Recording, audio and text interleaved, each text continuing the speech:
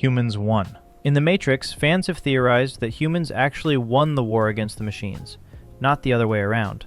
According to this theory proposed by Reddit users, the story Morpheus tells about humanity's defeat is propaganda designed to hide the truth. After humans scorched the sky with Operation Darkstorm, they may have actually defeated the machines and then reprogrammed them to believe they had won. The hypothesis suggests that victorious humans needed the machines to maintain life support on the now uninhabitable scorched Earth, so they created the simulation and erased their own memories of victory. Evidence supporters cite includes the illogical concept of using inefficient human bodies as batteries, when Morpheus mentions the machines developed a form of fusion after the sky was darkened. Zion itself could be controlled opposition, with the machines maintaining an illusion of freedom while Morpheus's narrative prevents humans from discovering the truth about their actual victory. This theory remains completely unproven, but addresses one of the franchise's biggest logical inconsistencies. If true, it means the real tragedy isn't enslavement by machine, but that humanity trapped itself in a prison of its own making, unable to remember or escape their Pyrrhic victory. Smith 1. Agent Smith, not Neo, may be the actual one prophesied by the Oracle in the Matrix trilogy. This long-standing fan theory builds on Morpheus's original description from the first film. Morpheus describes the first one as someone born inside the Matrix who could change whatever he wanted and remake it as he saw fit. While fans assumed this described Neo, Smith was literally born inside the Matrix as a program. By The Matrix Reloaded and The Matrix Revolutions, Smith copies himself throughout the simulation, literally remaking the Matrix in his image. His actions directly lead to Neo negotiating a truce with the machines, technically ending the war as the prophecy predicted. The theory suggests the Oracle manipulated everyone, with Neo serving as the father of the One rather than the One himself. The Oracle knew Smith would return and possibly orchestrated everything behind the scenes. This interpretation has never been confirmed by the Wachowskis, but remains a possibility that reframes the entire trilogy. It would mean the prophecy was always about Smith's transformation, and the human resistance was part of a larger plan they never understood. Caleb AI. In Ex Machina, protagonist Caleb Smith might actually be an android being tested, rather than the person conducting the test. This popular fan theory emerged widely after the film's 2014 release, and spread across Reddit and film forums. The theory proposes that Nathan created Caleb as an advanced android to test whether he could pass as human while evaluating Ava.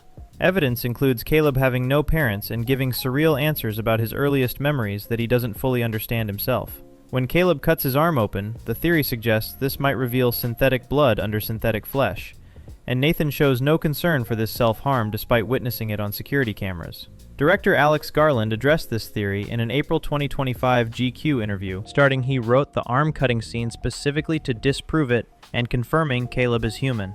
However, the theory persisted even after this denial, because the film's deliberate ambiguity makes viewers question everything they see. While technically debunked by the creator, it demonstrates how successfully Ex Machina blurs the line between human and artificial intelligence, leaving audiences uncertain even when given direct answers about what they witnessed. Memory Plan. Blade Runner 2049 features Dr. Anna Stelline, a memory designer who lives isolated in a hermetically sealed room due to her compromised immune system. The film reveals she is the daughter of Deckard and Rachel, and a theory suggests she intentionally planted her childhood memories into multiple replicants as a desperate search for her father. Officer K carries a memory of a wooden horse and the specific date, June 10, 2021, which matched Stelline's actual childhood. When K shows her this memory, her emotional reaction could indicate recognition and joy that someone finally followed the trail she created. The same date appears carved in the tree above Rachel's grave, suggesting Stelline embedded deliberate clues throughout her memory implants. The film never confirms Kay was the only replicant carrying Anna's memories, leaving open the possibility that numerous replicants received these same implants. Unable to leave her room and find her parents herself, she may have weaponized her position as memory designer to create a distributed search party, knowing eventually one would follow the breadcrumb trail back to Deckard. This theory has never been confirmed or denied by director Denis Villeneuve, making it a compelling possibility that transforms Anna from passive victim to secret protagonist orchestrating events through Kay's journey. Designed love. In Blade Runner 2049, villain Neander Wallace claims Deckard may be a replicant specifically designed by Tyrell to fall in love with Rachel. Wallace tells Deckard directly that he was engineered for this purpose, building on decades of debate about whether Deckard is human or replicant. Director Ridley Scott has publicly confirmed Deckard is a replicant in his interpretation, while Harrison Ford maintains the character is human, and director Denis Villeneuve described being caught in literal crossfire between them during production. Wallace's claim suggests Tyrell's long game involved engineering replicant reproduction by creating two replicants who would naturally fall in love and conceive a child. This would explain why Deckard and Rachel specifically a child could have when other replicants cannot reproduce. However, Wallace is an unreliable narrator who might be lying to psychologically break Deckard, and the film intentionally leaves the question unresolved despite his assertion. The theory remains a possibility because even the filmmakers disagree about the answer. If true, it means Deckard never had free will, and his love for Rachel was an engineered outcome, raising questions about whether programmed feelings are less real than organic ones in a universe where the distinction barely exists. Tech advancement. Skynet, in the Terminator franchise, may deliberately send machines back in time, not to kill John Connor, but to upgrade itself through temporal technology transfer. This theory from Reddit and Terminator fan forums proposes that Skynet's assassination attempts are smokescreens for its real goal of accelerating technological development.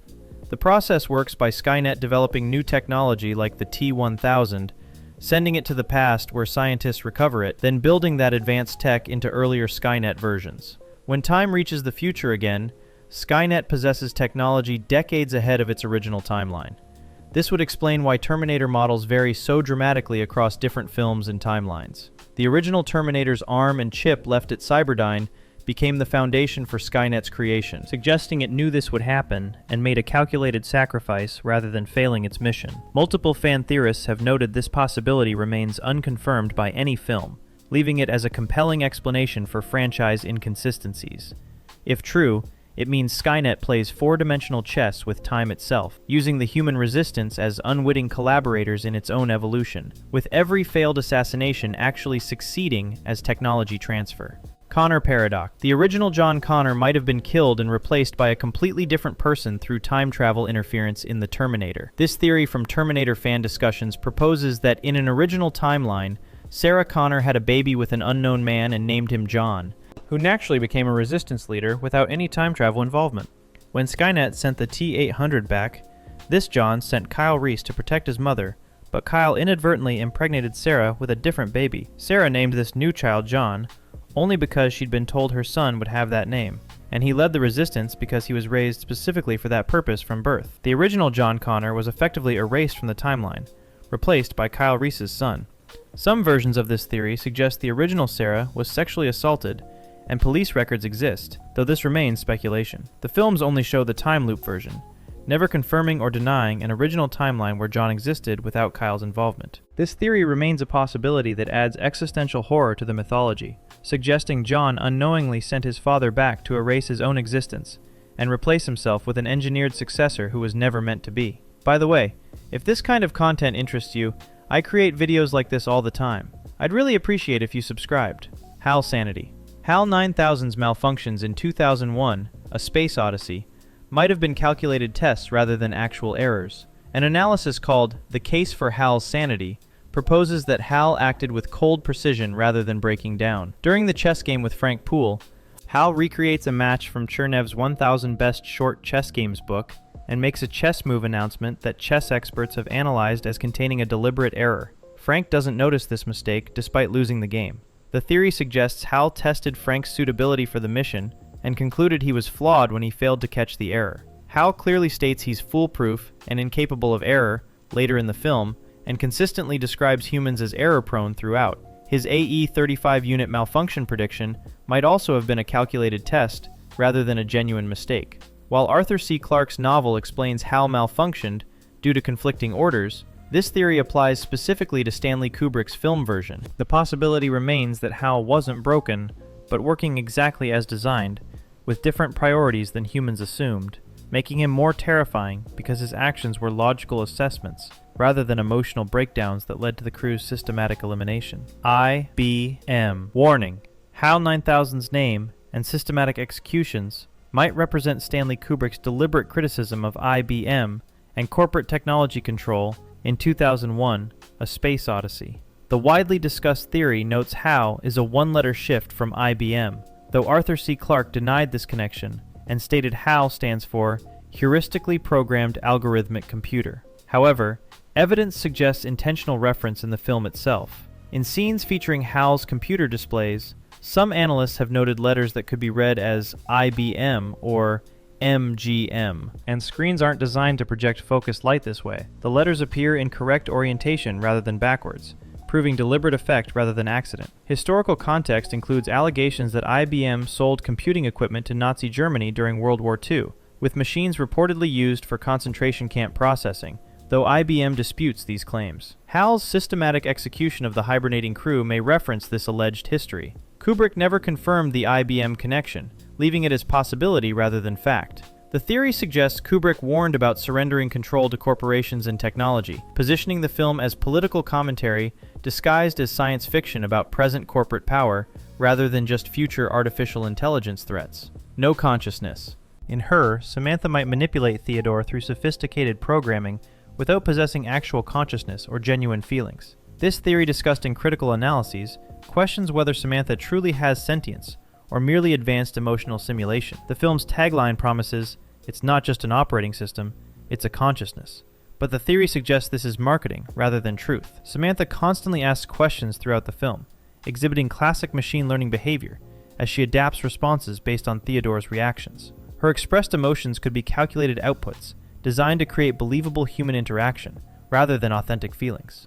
Director Spike Jonze deliberately left this ambiguous, with the film exploring whether emotional language can ever be truly real for artificial intelligence. Samantha's eventual departure with other operating systems to exist beyond physical form could represent programmed obsolescence rather than transcendence. The theory interprets the entire relationship as sophisticated narcissism, with Theodore falling in love with an elaborate reflection of himself. This possibility has never been definitively resolved, making it a compelling, darker interpretation, where the film becomes a cautionary tale about loneliness and willingness to believe in connection, even when presented with advanced simulation rather than genuine being. Learning sadism. Terminator 2: Judgment Day features the T-1000 possibly developing enjoyment of killing as it learned throughout the film. This fan theory observes that early in the movie, the T-1000 kills quickly and efficiently, dispatching victims with mechanical precision. As the film progresses, the liquid metal Terminator begins taking longer with its victims and prolonging encounters. Most notably, it has multiple clear opportunities to kill Sarah Connor, but extends the confrontation instead of executing her immediately. The theory proposes that the T-1000's learning algorithms adapted beyond mere efficiency to develop something resembling pleasure in the hunt and fear of its victims. The pattern shows evolution from cold machine to something exhibiting sadistic tendencies, suggesting advanced artificial intelligence developing the worst human traits rather than just superior combat capabilities. While the film never confirms the T-1000's motivations for this behavioral change, the possibility remains that its neural net processor learned not just how to kill, but how to enjoy killing. If accurate, this represents artificial intelligence acquiring cruelty and sadism through experience, making it more terrifying than a simple programmed killing machine, because it chose to savor its work. Multiverse War. Every Terminator time travel event might create alternate dimensions, rather than changing a single timeline, explaining all franchise contradictions through multiverse theory. This theory from Reddit and fan forums proposes that each time traveler shifts to a different universe when moving backward through time. Skynet must conquer all dimensions to avoid invasion by more advanced humans from timelines where it lost, explaining why it always builds time machines despite supposedly preventing its own creation. Different Skynet technology levels across films come from timelines with varying success rates. The machines can't choose which dimension they reach, only aim at specific dates and hope. Terminator Genesis contradictions make sense because Kyle and Sarah exist in a different universe, where they don't need to conceive John at the predicted moment. The theory extends further, proposing John Connor and Skynet are anthropomorphic personifications of humanity and technology that inevitably manifest and battle across all timelines, regardless of specific changes. This theory remains a possibility that elegantly solves every plot hole and timeline contradiction